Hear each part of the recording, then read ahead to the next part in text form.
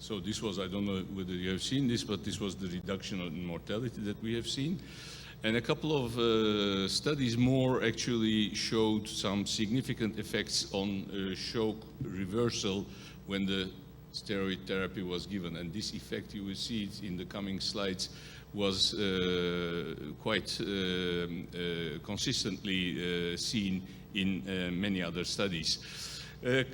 Sprung and colleagues have performed the cortico study a few years later, and again the reversal of shock being much quicker was seen in the group with corticosteroids, but in this case he could not show any reduction of mortality with the septic shock patients included in this study. So it went a little bit like this. There was a meta-analysis of Annan with prolonged low-dose steroid therapy on the 28th day mortality, and he showed a beneficial effect on the short-term mortality. And 2009, and again in 2009, another analysis from another author, and again analyzed the same thing, but it was a different way of analysis with different studies, and there was no changes in mortality seen. What happened was that in both reviews, again, the shock reversal by using low-dose hydrocortisone was available. The shock duration was shorter. Then the following meta-analysis analyzing 33 trials showed a reduced 28-day mortality, reduced ICU mortality, and reduced in-hospital mortality. And with this analysis, again, the proportion of the shock reversal was increased, finding which comes quite consistently after each other. Again, in the same year, we are going a little bit like table tennis, analyzing 35 trials with 4,500 patients. Voldeda and colleagues has shown no significant effect on mortality by use of steroids. But now then, this one is quite an interesting one, because this was a retrospective analysis, a multi-center analysis of a propensity-matched cohort study. Overall mortality was not affected, but if you looked at the Apache scores, more than 30, patients having Apache scores more than 30, you see on the left side the general study population, and the right side you see that corticosteroid increased the survival in patients having an Apache score more than 30. So this was one of the indications that there are certain groups which would be having profit while the others not. But these are not the only, this is not the only study. Last year, there was a prophecy of Jean-Louis Vincent, which has actually seen this study coming. This is an Australian study recently published in New England Journal of Medicine, giving 200 milligram per day hydrocortisone versus placebo for 7 days. And the primary outcome was death in 90 days, but there was no effect seen here. Not only no effect was seen, but you see here the secondary parameter, like the median time to resolution of shock, was significantly better with corticosteroid. Also, the discharge from ICU was quite improved. The cessation of the initial mechanical ventilation, the medium time, was lower with corticosteroids, and the blood transfusions were much lower in this group. There were higher adverse events, but which was statistically significant on the arm where the corticosteroids were used. But if you look at the amount of patients, more than 3,600 patients, we are talking about figures like 1.1% or 0.3%. But the important thing is to look at the page number of this study in New England Journal of Medicine. It's page 808. And if you turn the page to 809, you see the study of Annan published in the same issue of New England Journal of Medicine.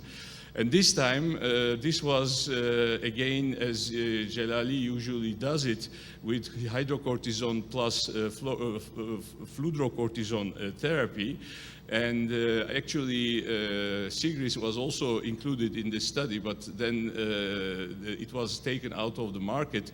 When the study went on, the primary outcome being the 90-day all-cause mortality, exactly the same primary outcome as the study coming from Australia.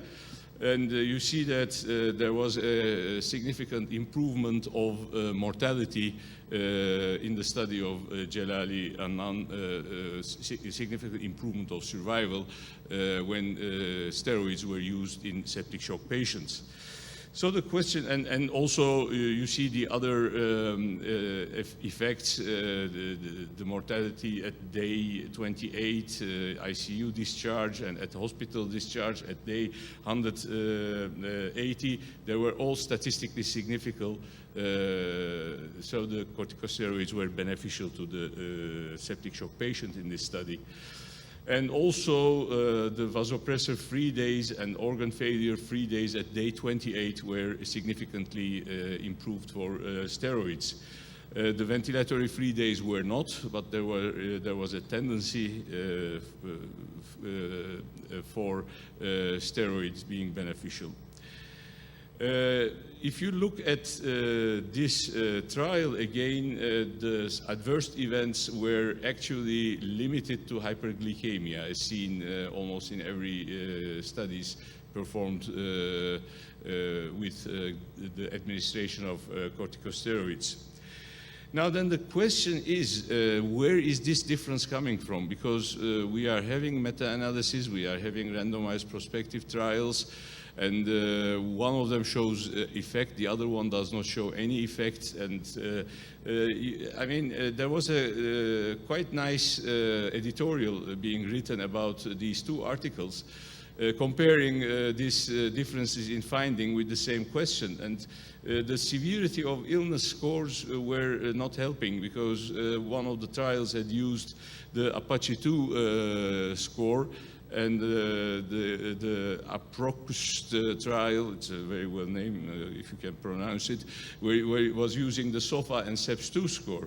But if you looked at the 90-day mortality of the two groups, in the control group, the difference was more than 20%, and in the trial, in the steroid group, it was more than 15%. So we are certainly not talking about the same sort of patients here. These are actually completely two different subjects that we have. And if you look at the fact that oral fludrocortisone was used in one study and not in the other, well, we have also another study showing that actually it should not make too much difference. So this could not be the real argument, but the population being different was quite an important argument.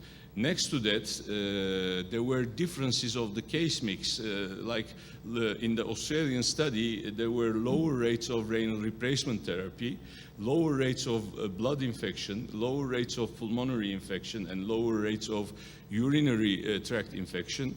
And in the Australian study, the population admitted was mostly surgical, and they had also higher rate of abdominal infection. So they were not really comparable to each other. One thing in common, both trials again showed improved resolution of shock and more rapid cessation of mechanical ventilation, and the serious adverse events I've already mentioned previously. Now, don't worry, Armand, this is the only slide that I will show, and I will not comment on that, because this is a very important publication, recently published almost at the same time with the two articles. And this shows how the mortality of the control groups in the septic shock trials, which are performed so far, are differing from each other. and I would recommend you to be there tomorrow. I think this will be presented, and Armand will go into the depth of it, showing how it is difficult to put all the trials in one category. However, there is an interesting study of Benzer and colleagues published 2 years ago, and they have reanalyzed the patients from a previous trial, which was comparing vasopressin with norepinephrine, and they were trying to find some biomarkers which would identify the patient who would benefit from corticosteroid treatments. Actually, they have analyzed 39 cytokines, and from those 39 cytokines, 13 of them identified a subset of patients with increased 28-day survival from corticosteroid treatment. So if we look at the next slide, let's go first, because they determined a certain threshold. If the cytokine levels were above this threshold, and then we see the red line here and the blue line here, you see when the blood cytokine levels were above a threshold, corticosteroid administration has resulted in a significant increase in survival of the patient. But these broken lines, which the patients have low cytokine levels, is lower than the threshold. The blue dotted line is steroid. You see that the steroid has resulted in lower survival compared to the control group. So there is a definitely a classification of patients who would benefit from steroid administration, and there is a group which would not. And I think in the future, this is the biggest challenge for us to identify that, because these controversial results that we obtain with the steroids in septic shock it seems to be related to the patient populations included in the studies.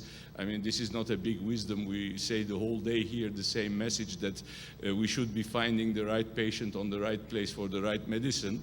And again, Jan had also mentioned, but the precision medicine here is one of the important issues to determine which patient would be benefiting that. Having said that, maybe I could put something challenging there, that even if the mortality is not always beneficial with the use of corticosteroids, we still have very significant improvement in shock reversal, quicker weaning from the vasopressors, more ventilator-free days, less transfusion of blood and fluids by using this low-dose hydrocortisone.